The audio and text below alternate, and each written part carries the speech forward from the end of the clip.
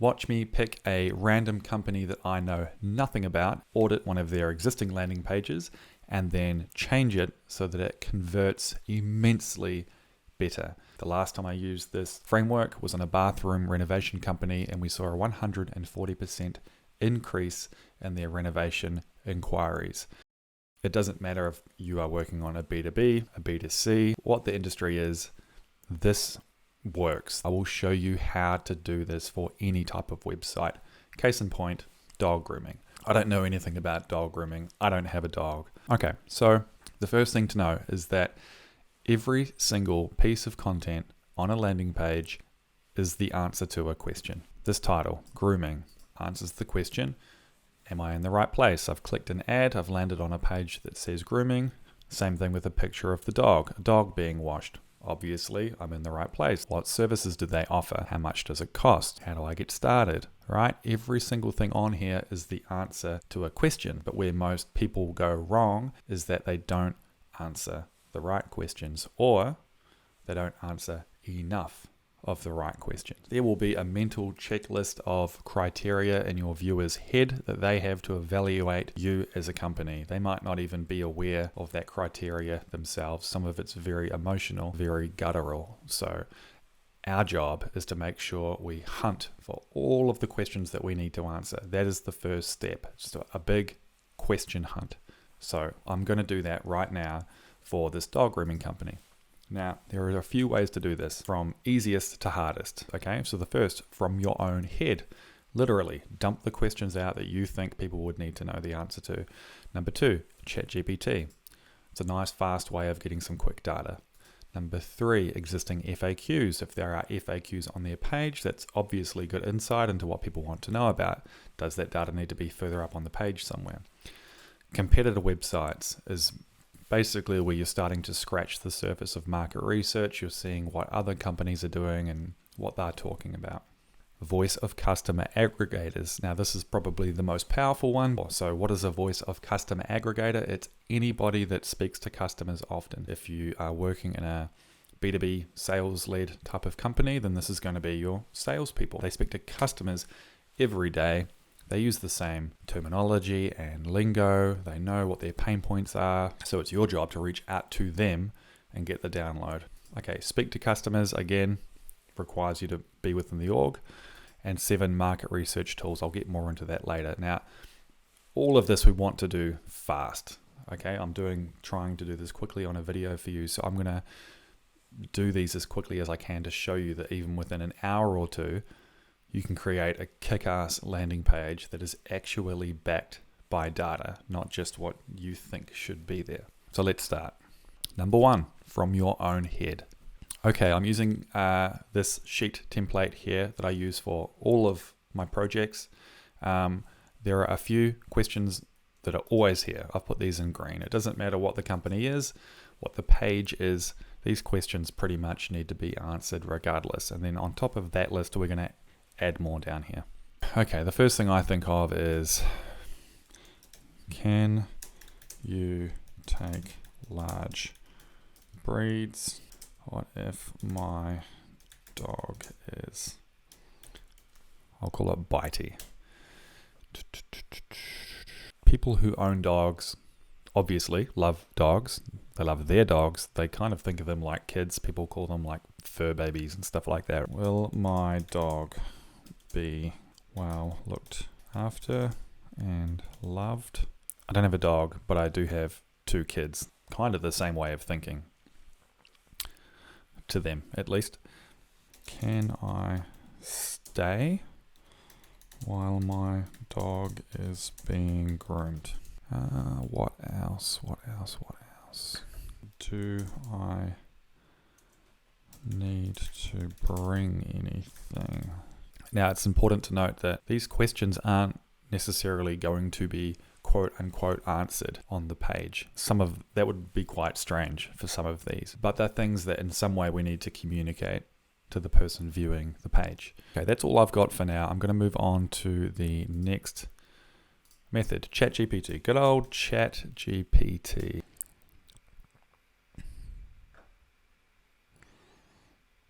How experienced are the groomers? That's an interesting one.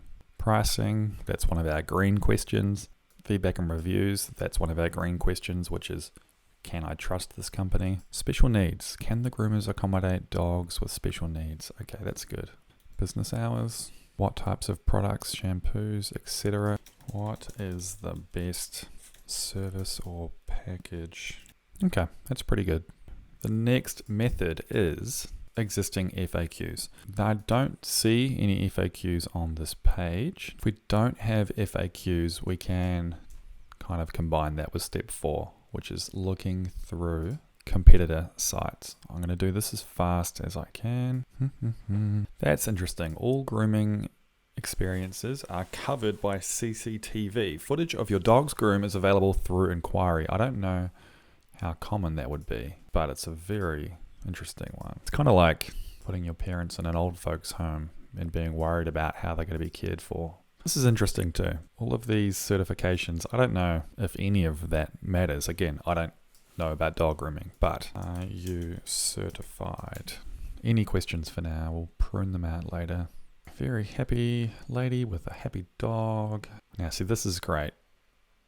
Showing real photos of real staff interacting with the dogs, because that's going to solve for this. Will my dog be well looked after and loved? And we're going to rank these questions as well, and that's how we're going to build the page. These questions essentially turn into a wireframe. Services. That's another thing on this page. Very hard to tell what I should be going for. Advanced groom, full groom, hygiene, mini groom. Does that mean that these don't include hygiene stuff? I don't know. De-shed groom, bath and blow dry. Much clearer example of laying out the services. Happy woman with her dog. So we can start to leave notes here as well. So will my dog be well looked after and loved? Show groomers own dogs. Testimonials. Show groomers doing a live groom. Fussing and cooing over the dogs. Okay, so before and after, that's really important. Same with like the renovation company I mentioned earlier. It was one of the things we made sure was on the landing page, was a lot of clear photos of the before and after of the bathroom that was renovated. I mean, when you put the before photo up, people can identify with that, you know, messy ass, dirty bathrooms that don't look nice. Hey, that's my bathroom. Look what it can look like if I work with these guys. Same thing with the dog. Look how matty and ratty that dog looks, or whatever it is. And look how good they made him look after. The question would be, are these guys good at what they do? That should probably be a green question. Oh, look at this little fella. Glorious. He's glorious. Oh, and he's wearing a shirt. Fantastic. Gift vouchers. Do you offer gift vouchers? Products. Do you sell products I can take home? Another one here mentioning CCTV. Wet nose dog grooming. Cage free, stress free. Okay, that's a good one. Do you cage the dogs? See, extra costs is a good one, because all of these, well, a lot of these that I've seen so far have mentioned there could be extra costs, but they haven't broken it down. That's a typo. Receive an SMS when your dog is ready to collect.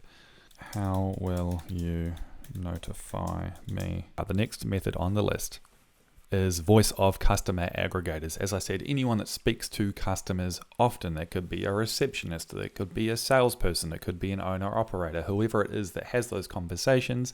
You talk to them so that you don't need to have all of those conversations. They're going to filter it all in to a few nuggets for you. I don't work for this company, so I'm going to call reception and see what I get.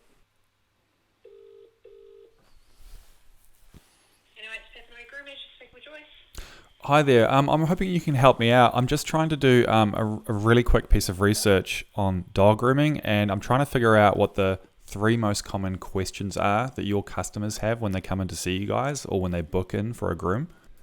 They generally ask the price. Yeah. They don't generally ask us questions. We're the one asking them the questions. The sort of difficult thing that we can come to is like communicating that their dog is like matted and how they can actually prevent the matting. Gotcha. Is that because people get a bit precious about that, is it? Yeah, so they don't generally want to cut their dogs short, but if they are matted, it is something that we do have to do.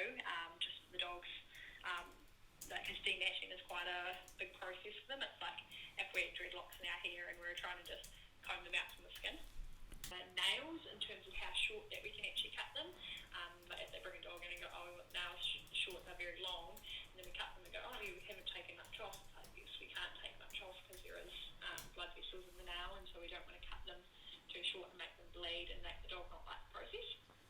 Fantastic. Hey, look, thank you so much for that. I really appreciate it. That's right. You're welcome. Have a lovely rest of your day. Thank you. Bye.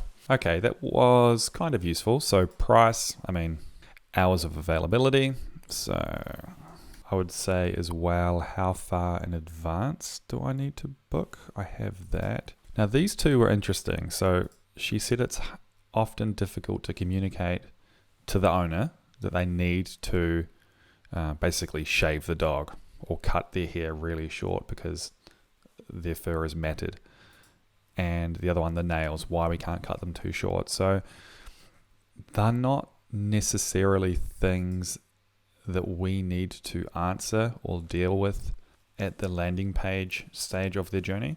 Now, we need to rank all of these questions in order of importance. What we need to do is give it a rank of 1 to 5. Fast and loose, pretty arbitrary. It's just to give us an idea of what to prioritize in what order when we're building our page, because this ordered list will become our guardrails for making a wireframe, because we know what we're putting on the page. We know what we have to answer, whether it's in a piece of text or via an image or a pop-up or whatever it is.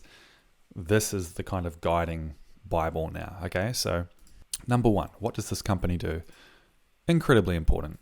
Very easy to answer. As I said at the start, this page, usually it's answered in the H1 and with the supporting imagery. You would be surprised how often that isn't answered. People think it's being answered, but it's not, especially in software or SaaS companies, that kind of thing. People take the benefit-led narrative too far, to the point that you're only speaking in benefits, but no one knows what the hell you actually sell. So you have to be careful of that. Will my dog be well looked after? That to me is a 5. Dog owners are like parents, and reading through some of these testimonials, they were all around how well their dog was treated. It's kind of like dropping your kid off at daycare.